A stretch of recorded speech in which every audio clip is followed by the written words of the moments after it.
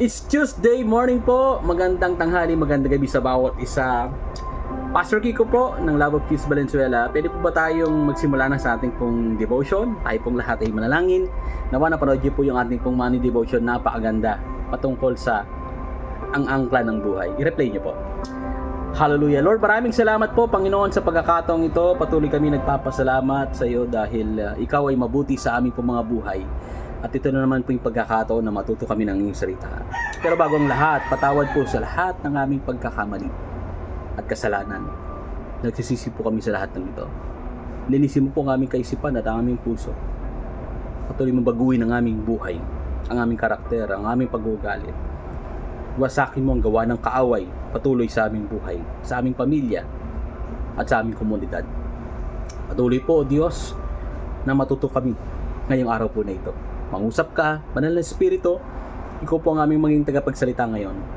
Maghari ka sa pangalan ni Jesus, ang lahat po ay magsabi o mag-comment po ng Amen and Amen. Kung handa na po tayong mag-aral ng salita ng Diyos, lagi po na sa comment section, sabihin po natin, I am ready.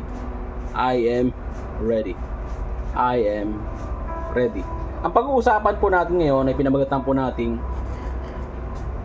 comment down below. Comment down below. Hindi ko sinasabi mag-comment po kayo ngayon, ha. Title po natin yan.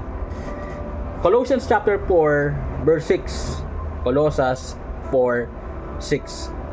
Sikapin ninyong laging maging kaaya-aya at kapakipakinabang ang inyong pananalita sa kanila at matuto kayong sumagot ng tama sa sino mang nagtatanong. Colossians chapter 4 verse 6. Sa panahon ngayon na napakadali nang mag-express ng sarili, mag-rant o humingi ng opinyon at magtanong ng suggestion sa social media, at napakadali na ring makuha o makakuha ng sagot mula sa iba't ibang tao. Once we post something online, we are prone to either receive supportive and informative comments or bashing as well, or false information. Take, for instance, isa pong babae, ang pangalan niya ay si Jen, a member of an online travel page. As a first-timer to Melbourne, she asked for insights about the itinerary for her 10-day trip. Although she got helpful tips from the most members,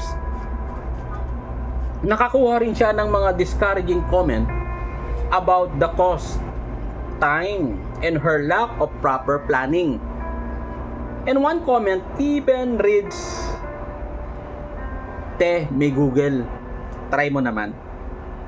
So, si Owie naman po nag-post sa Instagram po niya about a reality show contestant he supports.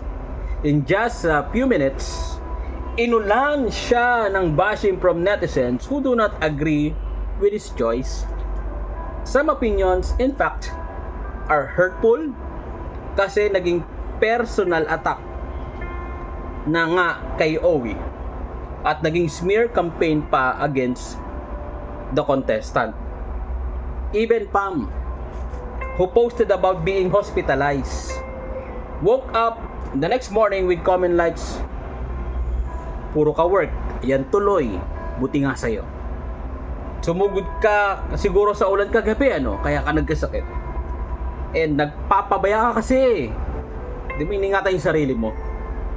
Instead of care and sympathy, she felt like sinisisi pa siya ng mga comments sa post po niya. As Christians, we are called to be gracious in the way we use our words, because there's power in tongue. In our words, there's life and death, encouragement or discouragement, at marami pang iba na mabubuti at hindi mabubuti. Oo nga't may freedom tayo sa pagsalita po natin through social media o sa mga tao na kinakausap po natin. Pero kung nakakasakit na po ng iba, we might want to pause for a while and control ourselves from being harsh and hurtful. Mas maganda, think before you speak. mag-isip ng mabuti kung mabe-bless ko ba yung mga tao na sasabihan ko nito. Pag pinost ko ito, it glorify God, no? And then, bago tayo mag-post, kasi hindi na natin may babalik yung mga pangit na salita o negatibong comment na bibitawan po natin sa social media. Sabi nga po natin, mag-ingat. And then, we are accountable to God for our daily conversations, whether in person or online. Reminder sa bawat isa, sikapin nating maging mas maayos ang ating sagot. Kahit sa mga pagkakataong hindi tayo sang-ayon sa sentiment ng iba. Ako po, aminin ko dati nagkamali ako sa aking pag-post. Sabi ko, justice. Nagkamali ako sa pag-post. Nabash po ako nun. And minsan, dumating sa punto na dumaan po ako sa lugar po nila, and then iba tingin po sa akin ng mga tao at sinasabihan po ako ng hindi maganda. At ako rin po ay talagang nahiya po nun. Inaamin ko, nagkamali po ako nun.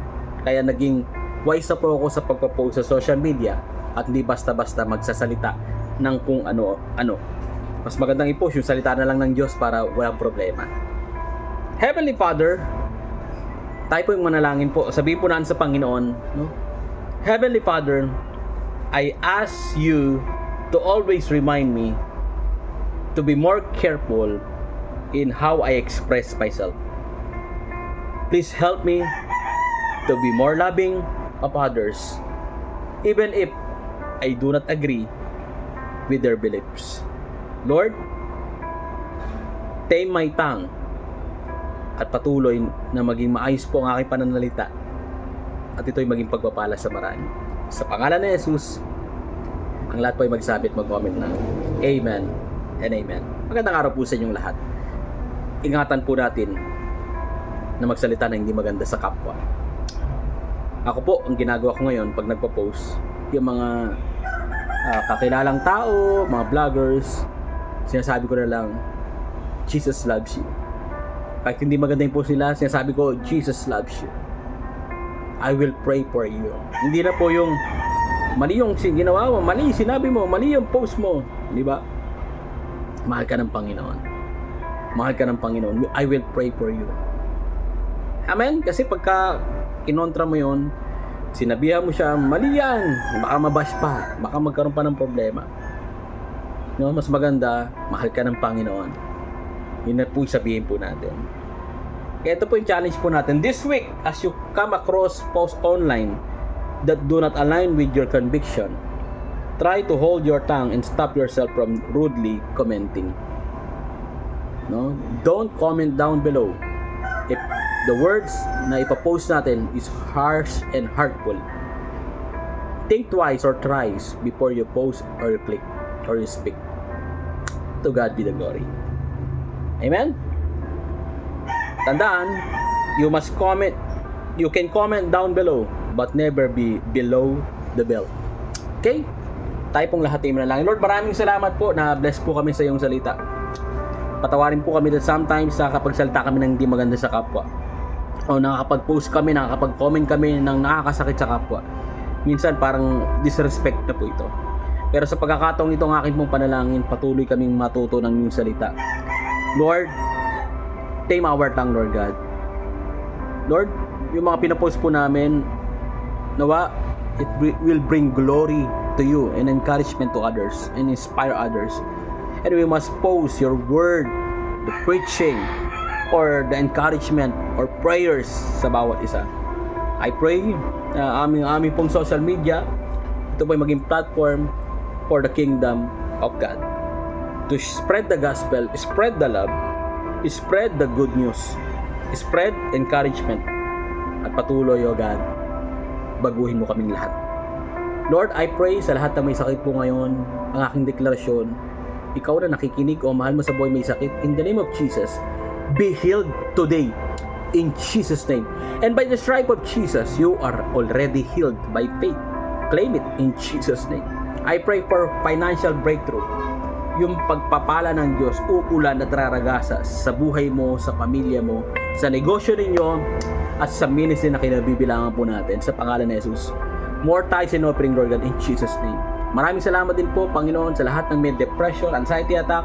Lord, patuloy ng pagpapala, ng kagalakan, at kapayapaan, at spiritual na lakas, at comfort po ay kanila pong maranasan sa pangalan ni Jesus. I pray, kung sino man po sa amin, talagang bigat na po, yakapin mo po sila sa mga oras po na ito. Katagpuin mo po sila at iparamdam mo na hindi sila nag-iisa. Maraming salamat, Lord, as I declare today, ingatan mo po ang bawat sa puso amin na hindi mapaano at patuloy ng pagpapala ng Diyos ay maranasan po ng bawat isa. As I declare that the Lord bless you and keep you, and the Lord make His face shine upon you and be gracious to you, and the Lord turn His face toward you and give you peace. In the name of the Father, and of the Son, and of the Holy Spirit, and everybody shout or comment down below, Amen and Amen. Let's shout Jesus reigns 7 times. 1, 2, 3, go. Jesus reigns, Jesus reigns, Jesus reigns, Jesus reigns, Jesus reigns, Jesus reigns, and Jesus reigns. Muli, maraming salamat po sa inyong lahat. Nawa, napanood nyo na po yung Monday devotion po natin at ngayon. At yung Sunday service po natin, kung hindi nyo po napapanood, paki-replay na lamang po. Nasa page lamang po natin at nasa akin pong personal account, Enrique Silverio Doyan. Pagpalain po kayo ng Panginoon. And if you want to bless this ministry, PM nyo lamang po kami. To God be the glory. Pagpalain tayo ng Panginoon, ang pamilya po ninyo, ingat po kayong lahat. Meron po tayo, maulan po at patuloy po na ang Panginoon ang siyang maging gabay po natin. Kung meron po kayong tanong, question, counseling kung kailangan, prayers, i-PM nyo lamang po ang inyong pong lingkod. Maging ating po mga leaders. To God be the glory. And see you po tomorrow sa ating pong Midweek Fellowship, 7 p.m. May mensahe si Lord sa iyo. God bless you all.